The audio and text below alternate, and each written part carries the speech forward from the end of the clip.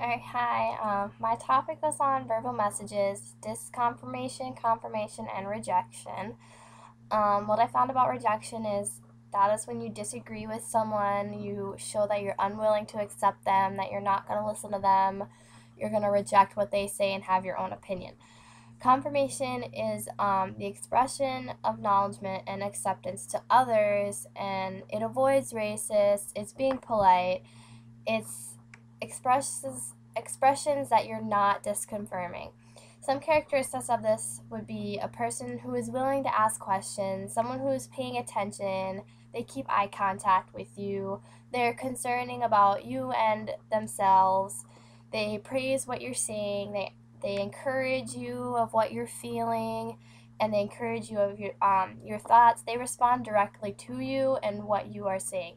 They will also demonstrate that they understand what you are saying and they're willing to know about that.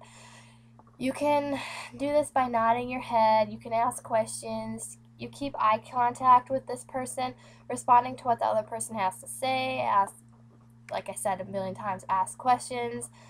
And when both people are contributing to a conversation, that's when you're having a confirming language of confirmation. Disconfirmation, on the other hand, is the opposite. It's a communication pattern where you basically ignore the person, you don't even know they're there, you just don't want anything to do with them.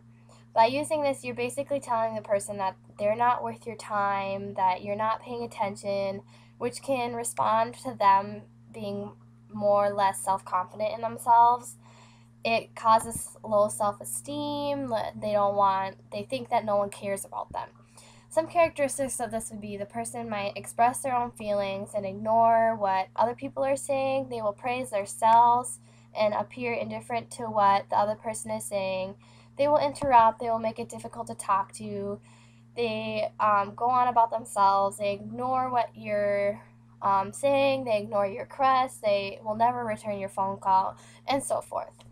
And this is when people don't make eye contact, they don't touch you, they don't respond to anything you're saying. They interrupt you, and all they do is basically care about themselves. I also researched and found some practices of disconfirmation. I found ableism, racism, heterosexism, ageism, and sexism.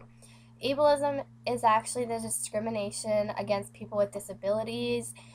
Racism, prejudice against someone because of their race, we all know that. Heterosexism, attitudes, behaviors, language that are against gay men or lesbians. Now, this can also include the belief that sexual behavior that is not heterosexual is unnatural and deserving of criticism.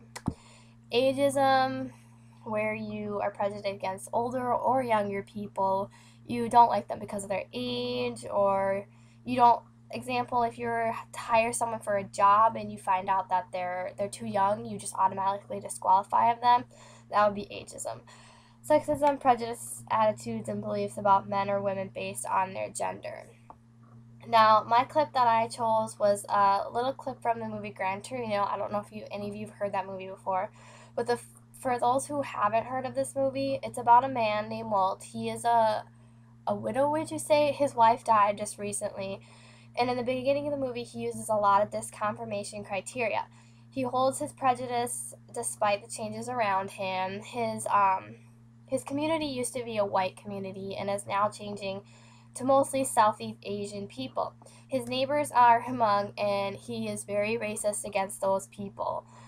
Um, Throughout the movie, he gradually realizes he has more in common with his neighbors, and he starts to use more confirmation language with them.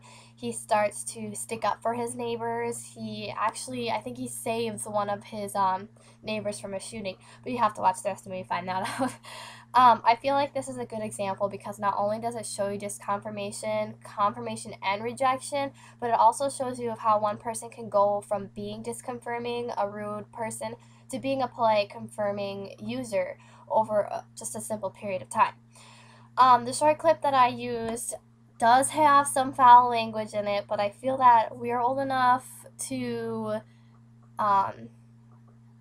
enough to take it. Like, it shouldn't be inappropriate. It's part of the movie, and I feel like it should be okay. Um, the clip in it is Walt. He's using He's pointing his gun at the neighbors, and he's using disconfirmation language against his Asian neighbors. He does not care what the neighbors have to say. He ignores them. He interrupts them. He uses racist language. But not only does he use racist language, the neighbors also call him an old man. They don't listen to him because he's old. They're basically discriminating against him because he's elder and he's white. All of this is discrimination or disconfirmation, and those characters are definitely the characteristics of it.